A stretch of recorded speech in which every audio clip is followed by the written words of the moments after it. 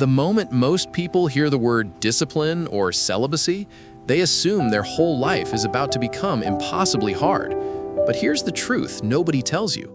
The version of you with laser focus, calm energy, and total self-control isn't built through some extreme, painful transformation. It's built through one small shift, repeated daily. That's it.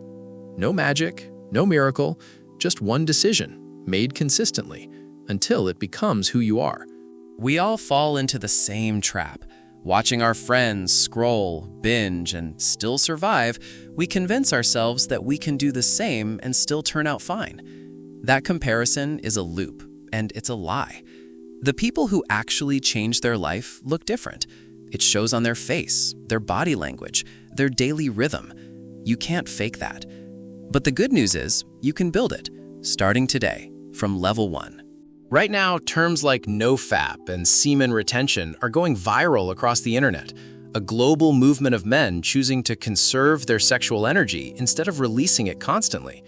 What most people don't realize is that India has practiced this for thousands of years. It's not a new trend, it's an ancient science that shaped warriors and sages 5,000 years ago. Take Bhishma Pitama from the Mahabharata, a man who took a lifelong vow of celibacy and discipline. As a result of that vow, legend says he was granted the power to choose the moment of his own death. Death itself couldn't touch him without his permission. That's the kind of power this discipline was believed to unlock. Then there's Arjuna, a name everyone knows. While every other student in the Gurukul saw trees, leaves, and the open sky, Arjuna saw only the eye of the bird. That laser focus wasn't magic. It came from one single habit: strict discipline over his energy. That focus is what made him the greatest archer the world has known. Go back further and you find sage Vishwamitra, a powerful king who realized that real strength isn't shown on a battlefield. Real power is mastering your own mind. So he gave up his throne, spent years in discipline and restraint, and through that, unlocked a frequency of focus so powerful it gave the world the Gayatri Mantra, something still used and respected globally today. That's all history. But does this actually work today? It's a fair question, because we're not living 5,000 years ago. We don't carry swords or bows. We carry smartphones. But here's the one thing that hasn't changed: human biology. That's exactly why this discipline is still just as effective, arguably more effective, in a world overloaded with distraction and pressure. So what does this discipline actually mean in 2026?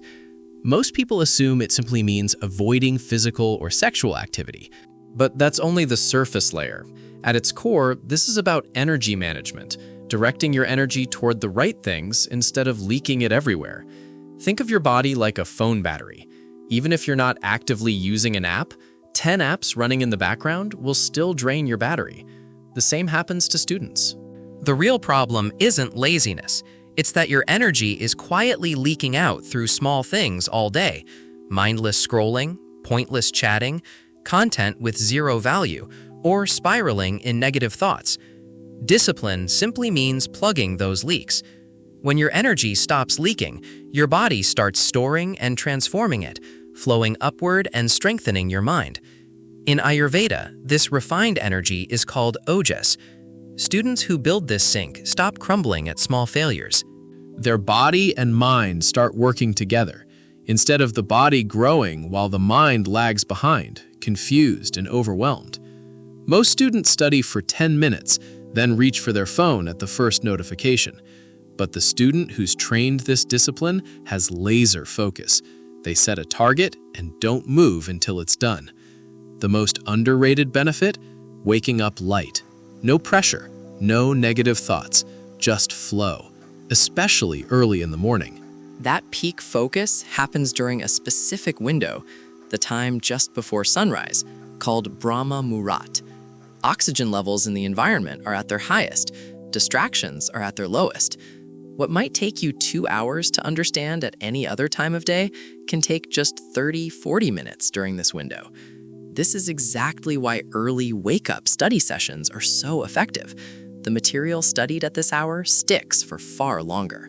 Here's the mistake most people make: Setting an alarm for 4 a.m. tomorrow after years of waking at 10, that won't work.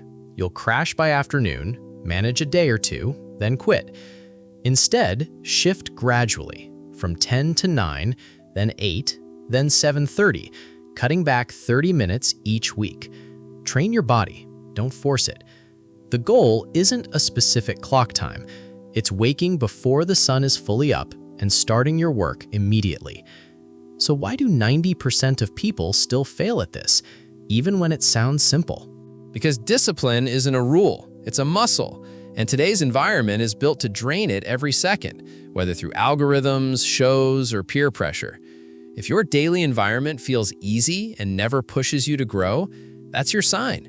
You're living in the wrong environment, wrong routine, wrong discipline, and it needs to change today, not someday. This isn't about becoming superhuman overnight.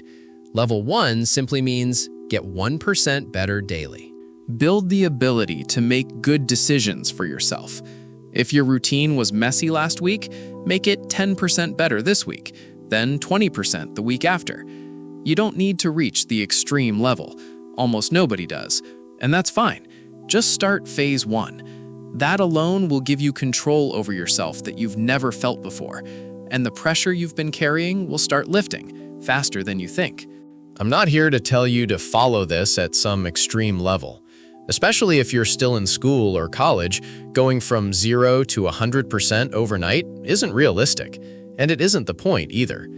The students who actually complete this discipline fully are rare, 1 in a million, and that's not what this video is about. What I want for you is simpler. Start phase 1 and let that first step do the work. It shows on the face, in the body language, and how someone carries themselves through the day. And that difference is available to you starting today, not someday in the future. Trust me on this. Phase 1 alone is powerful enough that you'll start noticing control over yourself you didn't have before. You'll realize how much of your day was being run by something else, a notification, a scroll, a mood, instead of by you. And the heaviness, the pressure you've been carrying without even naming it, starts lifting faster than you'd expect, often within days of starting. If you're ready to begin phase 1 today, drop it in the comments below so I know how many of you are actually taking this seriously, and I'll see you in the next one. And if you're someone who's tried this before and given up, that doesn't mean you failed. It just means you started at the wrong level. Nobody jumps straight from a chaotic routine to full discipline. That's exactly why most people quit after 2 or 3 days. This time, don't chase perfection. Chase 1%. Wake up 10 minutes earlier tomorrow, not 4 hours earlier. Put your phone 1 room away tonight, not delete every app. Small, boring, repeatable actions are what actually build this.